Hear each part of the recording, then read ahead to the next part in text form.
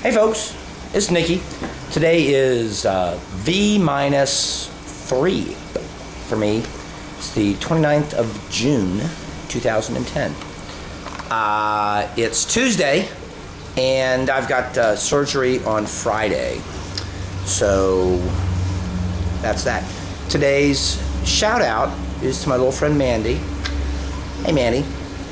And just want to say hi, thinking about you down here in beautiful, sunny, as you can see, and rather hot and sultry, I might also point out, Bangkok, Thailand. It's hot, it sucks, I sweat. Apologize for the somewhat crappy setup that I have and the lack of makeup. However, even at 7 o'clock in the morning, 7 o'clock in the morning, it's about 93, 94 degrees, so being the nice falang, as they say, falang meaning foreigner, and it's in a rather nasty term. So if you're Thai and you heard that, sorry. If you're just American, it's a word. It doesn't mean anything. What to talk about today? One piece of news. My experience with the government, my first experience with the government. Last you heard, I had to go get an additional letter of permission for TG operations. And I told you, as I told you in the States, you only need two. I got one big mistake, and lo and behold, we need two. The total interview to ensure that I am capable and ready to transition was about 10 questions. They included, are you married? Have you ever been married? Got any kids? Are you currently on any prescription medication? How long have you been dressing for? And a few others. And then the doctor said to me, a young lady, probably even younger than me, to be honest with you, I'm 44, she's probably in her mid-30s, something like that, was, okay, in broken English, go ahead and have a seat out in the waiting room and I'll be with you in 5 minutes. And I said, we're done? And I thought she was just a screener. I mean, like this, like when you go into a regular doctor's appointment, they have the screening question, you smoke, you drink, that kind of stuff. I mean, that's what it was. And so when I sat down, and 5 minutes later, back, out she comes with a letter. So on my Facebook account, if I never get the internet up down here, I'll be posting a picture of me quite jubilantly holding my letter up. It was absolutely painless. Cost me 1,200 baht, B-A-H-T. Baht is the money that we have here in Thailand, and the exchange rate is approximately 30 for one. So it was, what, 40 bucks? Something like that.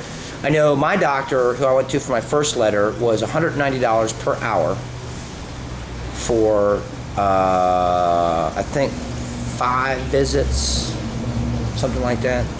So, but I mean, I went in, I was prepared. I mean, normally you have to do more than that, but I was in my 40s when I went in. I reviewed the standards of care with them, went down what I'd covered, what I need to do, what I've done. So, I mean, I was pretty squared away, good to go to get my paperwork. It was just a matter of getting them to sign off, and that's what it took as a minimum there. And here in the States, it was, down here in Bangkok, it was about 15 minutes. And she gave it to me, registered it with the government, so I'm good to go. So I've got my release for Friday. It's Tuesday now. 3 days. What else to share? Not a whole bunch else today. We're visiting some family members. I went into, in another log, I went into what it's like to be in a country where there's free thinking. It's amazing. Went to Somo's university that she went to the university at and got her degree in. And it was neat. We were having the younger students, freshman, sophomore, junior, so on, will come up and they do a traditional bow. I'm holding the camera so you can't see, but you hold both hands and you go like this. A little bit like a Japanese bow, but like with a traditional, like a Catholic, prayer kind of a thing, but you bow like that. And that was just fun. It was amazing, man. I'm telling you, a person's sexuality doesn't matter at all over here. So as far as transgenders coming to Bangkok, I'm telling you, you're going to love it. You're going to love it. I mean, it's a second world nation, so you've got, they're not super rich over here. That makes shopping cheap. Oh yeah, you'll go crazy. Yeah, I make jewelry, like this. This is a set of prayer beads that a friend of mine named Simone, who I gave a shout out to the other day, she and I made this. But I mean, I went to this jewelry place. I went berserk. I spent like 130 bucks and I got a bag that was like 10 pounds worth of jewelry stuff I walked out with. So I'm gonna be busy for a while making earrings and necklaces and stuff. So if you got something from me, know where it came from, Bangkok. But anyways, yeah. So you'll love the shopping and stuff. But the neat thing about it personally is that this is something that we don't have in the United States. You're not accepted 100%, and over here they could care less. But the race stuff, which nowadays is starting to go away, it was there when I was young, but it's not an issue anymore. Those things are alive and well here. Race is a big problem. Whether you're Chinese or you're like a Europeanized Thai, which you can tell the skin color they have, the more lighter skin. Eyelid tucks are big over here. Pepsi's had one done. I think she said it cost her like $100 to have done, and who knows what plastic surgery in the States would cost you for them. I've got no idea. I know my boob job I'm getting is $2,500, and the sex change operation is $5,500. That's including, that's like out the door cost, including everything in the hospital, all medicine, all food. I mean, it's like out the door cost, which is insane, $8,000. It's crazy. But you got to put up with a lot of other stuff. Bathing over here is a nightmare. I'm sticky, I stink, it's nasty, I haven't shaved in days. It's not like America, I'm telling you. If you get a bidet over here, you're lucky. It's usually a hole in the floor with a couple foot pads. Now, if you've been out of the country before, especially South America, you've seen it before, it's no big deal. But if it's a first try, it's going to be problematic. It was literally traumatic for Corey. Poor thing.